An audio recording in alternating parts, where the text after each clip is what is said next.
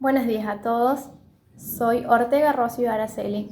Pertenezco al Instituto Superior Nuestra Señora del Valle y estoy en el profesorado de educación primaria en cuarto año.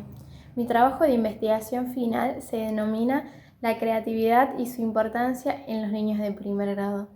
La profesora de investigación ha sido la señora Rosana Heredia Candoli y el profesor orientador el señor Girona Andrés. La motivación por la cual me debo a este trabajo se debe a que la creatividad es un término utilizado en diferentes momentos de nuestra vida cotidiana y este punto me posibilitó poder investigar en el mismo y adentrarme a las diferentes acepciones que se le otorgan al mismo. Por otro lado, desde primer grado, las estrategias de enseñanza son fundamentales en el mismo y poder pensarlas desde una perspectiva que apunte al desarrollo de la creatividad me resultó sumamente importante, ya que permitirían poder desplegar aprendizajes significativos en los estudiantes. El objeto de investigación del presente trabajo es la creatividad en la práctica como estrategia que posibilita el aprendizaje significativo. El problema de investigación es cómo el docente puede fortalecer la creatividad en los estudiantes de primer grado de educación primaria. Preguntas clave que pertenecen a este trabajo son: ¿qué es la creatividad? ¿Qué es crear? ¿Cómo se puede estimular la creatividad? De acuerdo al marco teórico, pertenecen dos capítulos. El primero es Entre conceptos y teorías. Aquí podemos denotar de que el ser humano se caracteriza por ser una persona integral, lo cual piensa, siente y experimenta. Por otro lado, también posee diversas dimensiones, como lo es la física, la emocional, la estética, la social, la cognitiva, entre otras. De acuerdo a la dimensión cognitiva, podemos encontrar a la creatividad, ya que mediante la originalidad el hombre puede desplegarse en las otras dimensiones. La autora Alma María Aguirre realiza otro aporte, y es de que la creatividad se relaciona con la imaginación y la inventiva. Por otro lado, de acuerdo al hombre, también podemos aportar de que la creatividad se ha involucrado en el mismo a lo largo de su historia, ya que cuando se ha enfrentado a situaciones difíciles, ha utilizado la misma para poder solucionarlo.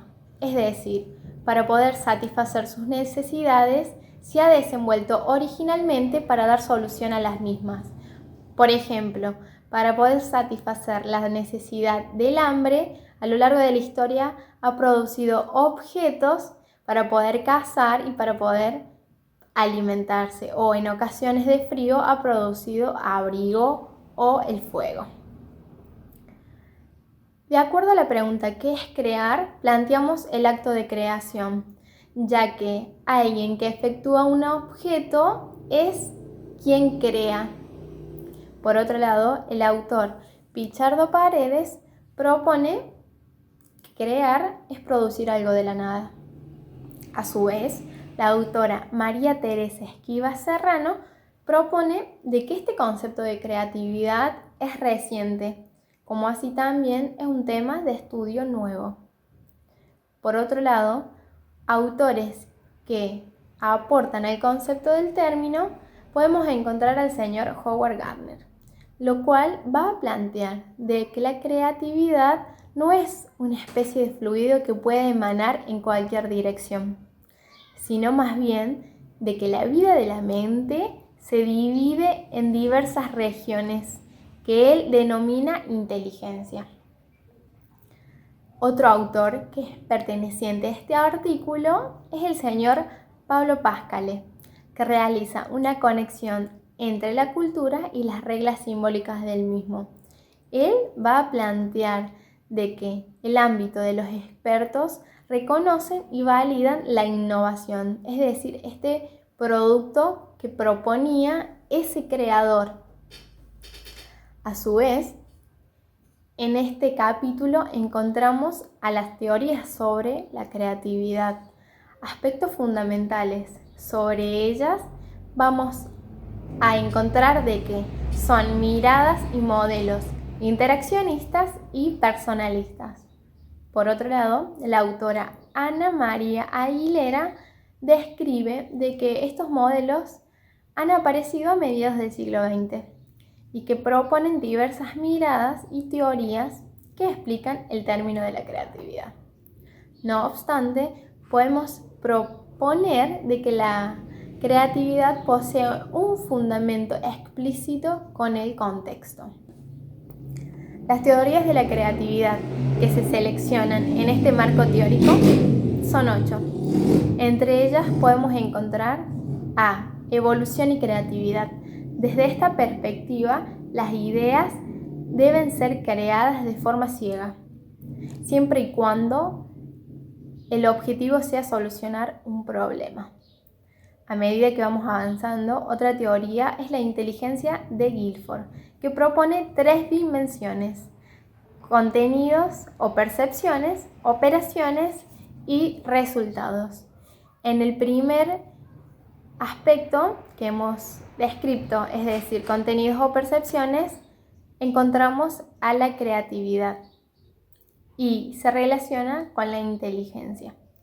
Continuando, en la teoría de la creatividad y modelos interaccionistas, planteamos la creatividad con una relación entre ella y el contexto, ya que va a cobrar fundamentalmente un sentido con ese entorno. A su vez, otra teoría que se relaciona con esta es el modelo biopsicosocial, ya que del mismo modo plantean esa relación entre la persona y su entorno. El contexto va a ser quien determine y delimite este objeto creativo. De acuerdo a la visión economicista de la creatividad, aquí la mirada se propone de que hay que convencer a otros de que valoren nuestras ideas, es decir, a nuestro objeto creativo.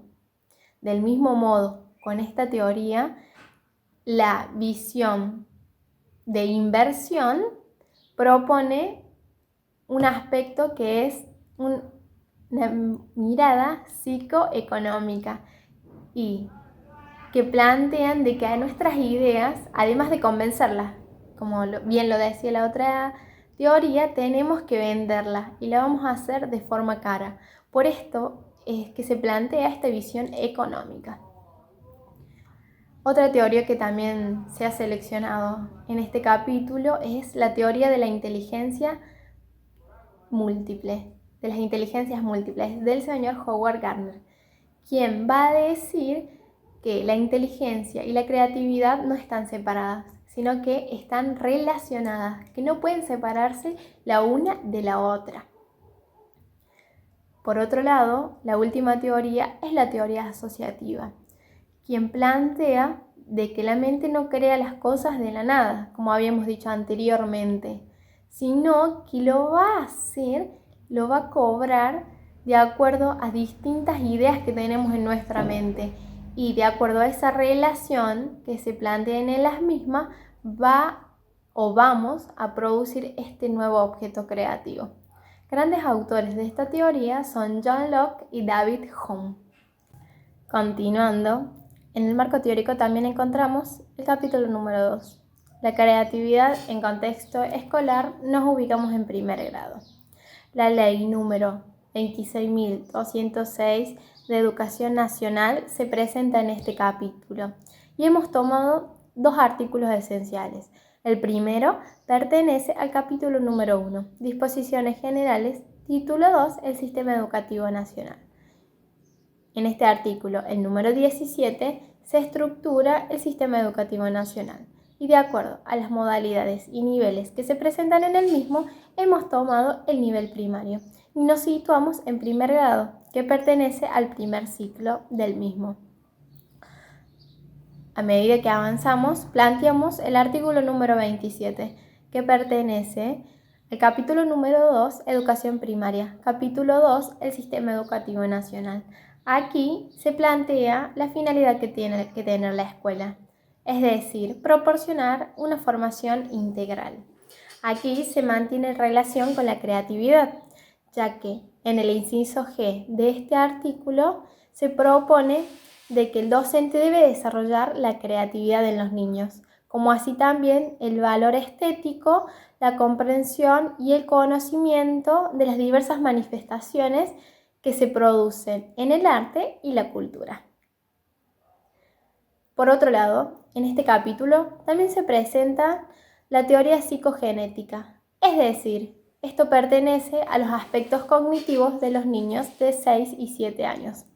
De acuerdo a Jean Piaget, que es quien propone esta teoría psicogenética, se propone además 4 estadios que van a ir atravesando los niños a medida que van creciendo, que son el sensorio-motor, el preoperacional, operaciones concretas y operaciones formales. Durante el primer grado, los niños estarían atravesando el segundo estadio, denominado preoperacional, y a medida que van creciendo, se van incursionando en el siguiente estadio, que es el de operaciones concretas. El primero que hemos mencionado, el de preoperacional, aquí los niños presentan características puntuales, como por ejemplo mantener un pensamiento egocéntrico, tener representaciones simbólicas sobre el mundo, como así también progresar en el lenguaje. A medida que los niños, como se dijo anteriormente, van creciendo, se involucran en el siguiente estadio. Y aquí una característica esencial es el pensamiento racional. A medida que vamos avanzando en este capítulo, encontramos una pregunta esencial, que es: ¿cómo el docente puede estimular la creatividad en primer grado? Como se dijo, el docente, para poder estimular esta creatividad, debe desarrollarla mediante estrategias, lo cual podemos dar mención de alguna de ellas, como tal, de que en las actividades que el docente propone en el aula, el niño pueda plantear aportes novedosos y siempre y cuando apunten a solucionar un problema. Por otro lado, otra característica para poder estimular la creatividad es mantener un aula decorada, para proponer un espacio educativo inspirador. También, poder motivar a los estudiantes durante el trabajo del aula es muy esencial, como así poder producir espacios multidisciplinares. Por último, otra característica que apunta a estimular la creatividad en los niños de primer grado es utilizar la música, ya que esta característica fomentaría un clima de libertad.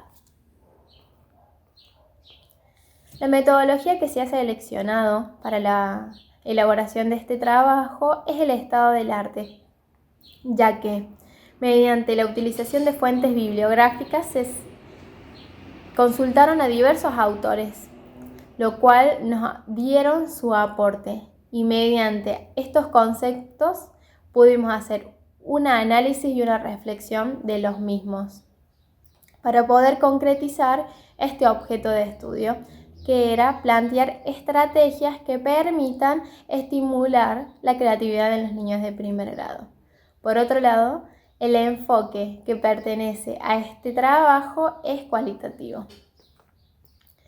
Las conclusiones que podemos encontrar, de acuerdo a lo que se ha planteado en el marco teórico, es que, primero, dependiendo de las oportunidades que se obtengan del ambiente, una persona, en nuestro caso el niño de primer grado, será o no un gran creador. A su vez, la clave de un desarrollo pleno de la creatividad en el estudiante de primer grado debe estar ligado al estímulo, el apoyo y la valoración del docente. Para finalizar, vamos a compartir esta frase que pertenece a Facundo Cabral. Pero no digas no puedo ni en broma, porque el inconsciente no tiene sentido del humor. Lo tomará en serio y te lo recordará cada vez que lo intentes. Muchas gracias. Ahora damos paso al momento de preguntas